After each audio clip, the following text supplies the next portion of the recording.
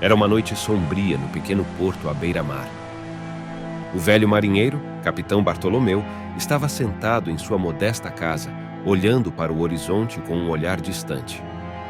Seus olhos azuis, outrora brilhantes, estavam agora cansados, mas ainda cheios de mistério. Faz muitos anos que pus os olhos naquela ilha. Será que ele ainda está lá? Oh Deus, o que eu fiz? Bartolomeu se martirizava pelo passado sombrio que enfrentara há muito tempo atrás. Eu o deixei, meu amigo. Naquela ilha amaldiçoada, eu o deixei para trás. Fui o único a sobreviver, e essa sobrevivência se tornou minha maldição. Sua mente ficava ali, presa ao passado enquanto olhava um mapa manchado e amarelado sobre a mesa.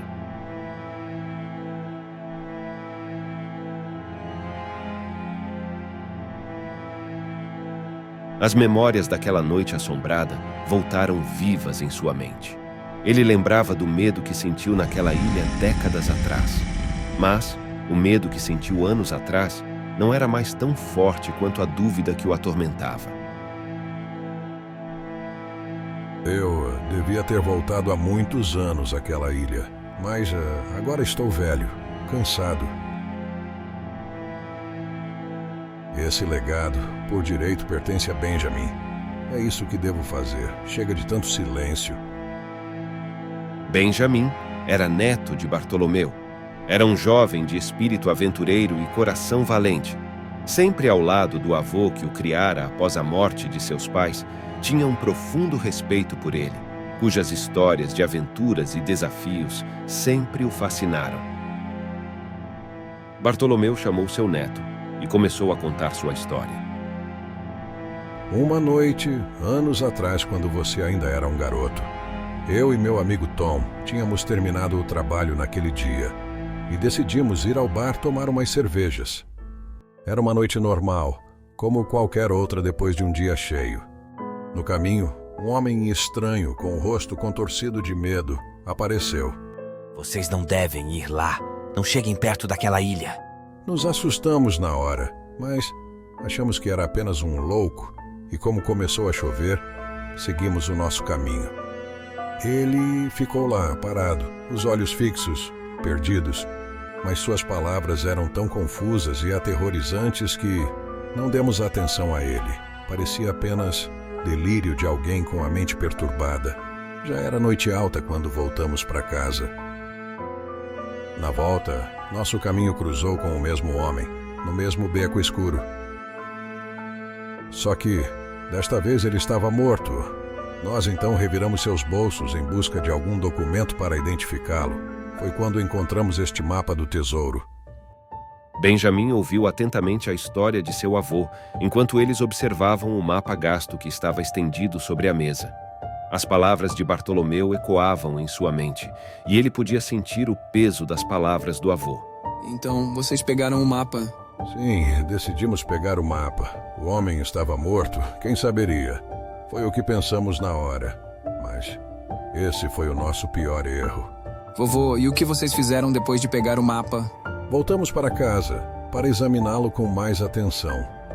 Naquela noite, espalhamos o mapa sobre a mesa e tentamos decifrar as marcações e símbolos que o preenchiam. No mapa, o nome da ilha era nítido, Autória. Nunca tínhamos ouvido falar desta ilha em todos os anos como marinheiros. Mas, naquela noite, ela se tornou a nossa obsessão, o nosso sonho, e também, como descobriríamos, a nossa maldição. Vocês foram até essa ilha. O que tinha lá? Sim, fomos. Decidimos planejar a nossa viagem e fazer as preparações necessárias. Então, partimos em direção àquelas águas desconhecidas, sem saber que estávamos prestes a adentrar um pesadelo.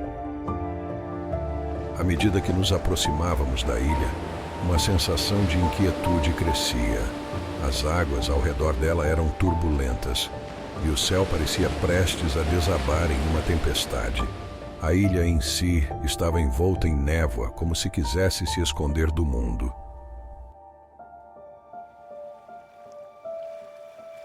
Aí está ela, Altória, vamos ficar ricos, meu amigo. Ricos!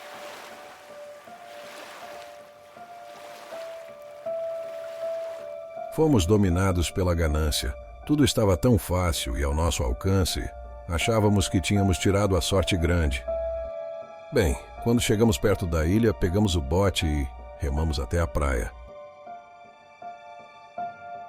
Descemos do barco e começamos a caminhar ilha adentro. Ela era selvagem, coberta por uma densa floresta que parecia esconder segredos antigos.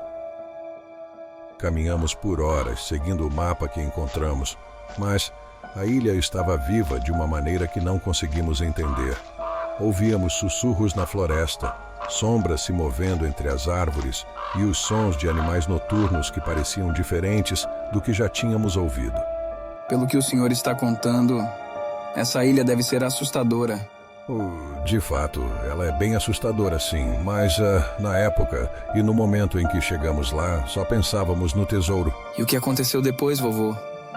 Vocês conseguiram achar o tesouro? Como eu disse, caminhamos por horas, nem sei lembrar por quanto tempo, mas era noite quando avistamos luzes de tochas em meio às árvores. Fomos em direção às tochas e começamos a ouvir um som de tambores e vozes humanas. Veja, Tom, tem humanos nessa ilha. Se eles vivem nessa ilha, devem saber onde está o tesouro. Como vamos fazer, Bartolomeu? Observei com bastante atenção aquela tribo. Eles dançavam, entoando cânticos em uma língua desconhecida ao redor da fogueira, enquanto o que parecia ser o seu líder comandava o ritual. Atrás deles, haviam ruínas de alguma civilização que parecia muito esquecida. Elas eram como testemunhas silenciosas do passado. E o que vocês fizeram, vovô? Fizeram contato com a tribo? Estávamos certos de que eles sabiam da existência do tesouro, mas decidimos não nos arriscar a confrontá-los naquele momento. Optamos por continuar a busca pelo tesouro na manhã seguinte. Decidimos nos afastar silenciosamente e encontrar um lugar seguro para descansar. A ilha era escura e misteriosa, com sons estranhos ecoando pela mata. Encontramos uma área escondida, longe do acampamento tribal, e decidimos montar nossa barraca. Pensamos que estaríamos a salvo. No entanto, na manhã seguinte, fomos acordados por tribais que nos cercaram. Eles nos prenderam. Nossa tentativa de escapar foi em vão, pois estávamos em desvantagem numérica e não conhecíamos o território da ilha. Sem poder resistir, fomos levados de volta ao acampamento da tribo. Nos conduziram até o líder deles, um homem de aparência sábia, autoritária. Ele falou em uma língua estranha que nós não entendíamos, mas dava a entender que não éramos bem-vindos. Pelo tom hostil na fala. Como não entendíamos nada, tentei mostrar o mapa para explicar ao líder o motivo de estarmos na ilha. O líder reconheceu o mapa e, de forma confusa, nos explicou que outro homem branco havia estado na ilha. Inclusive, havia ensinado um pouco do nosso idioma a eles. Entendemos que o homem a quem o líder se referia só podia ser o mesmo homem que encontramos morto. Eu perguntei ao líder da tribo sobre o destino do homem branco, esperando obter mais informações sobre o que acontecera naquela ilha. Mas a única coisa que o líder repetia era: a morte o encontrou.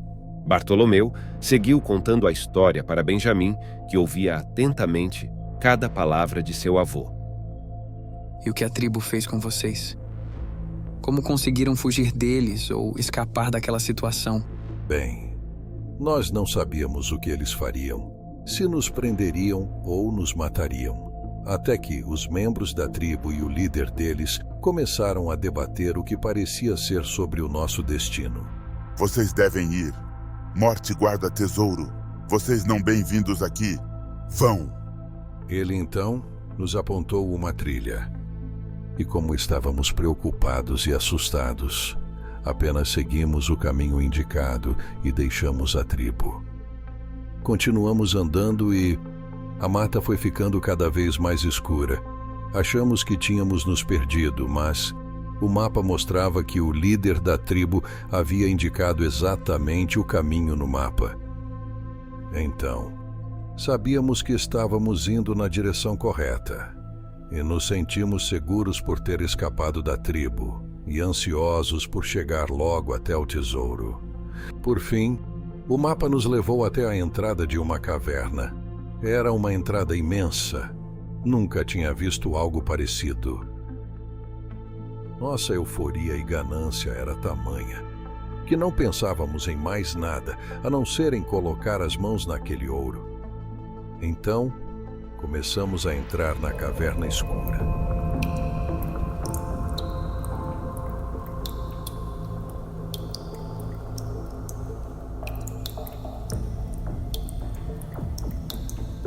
Só que, conforme nos aprofundávamos no interior da caverna, começamos a notar ossos espalhados no chão.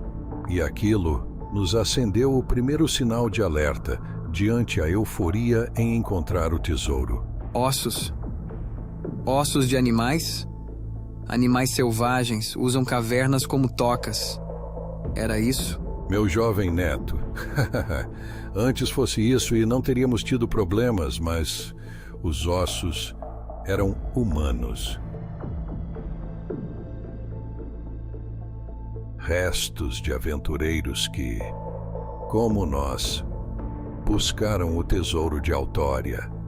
A caverna era um aviso sombrio de que não éramos os primeiros a tentar desvendar seus mistérios.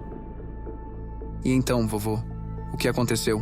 Então, Benjamin, compreendemos que a ilha, e principalmente aquela caverna, guardavam segredos sombrios. Mas nós estávamos cegos pelo tesouro e continuamos seguindo pela caverna até uma bifurcação. O mapa indicava com exatidão o caminho que devíamos seguir. O tesouro parecia cada vez mais real para nós e o que deveria ser razão, há muito havia se transformado em pura ambição. O mapa mostra que devemos ir pela direita. Vamos continuar, pois devemos estar perto. Até agora, o mapa indicou o caminho correto. Então, esse tesouro deve mesmo existir. Conforme seguíamos o caminho indicado no mapa, a caverna ia se estreitando cada vez mais, até que, em determinado momento, nos deparamos com uma pedra entalhada com inscrições em uma língua que parecia há muito esquecida.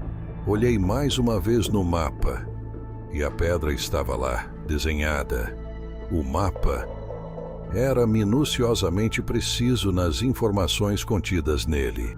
E o que estava escrito nessa pedra? Como conseguiram decifrar?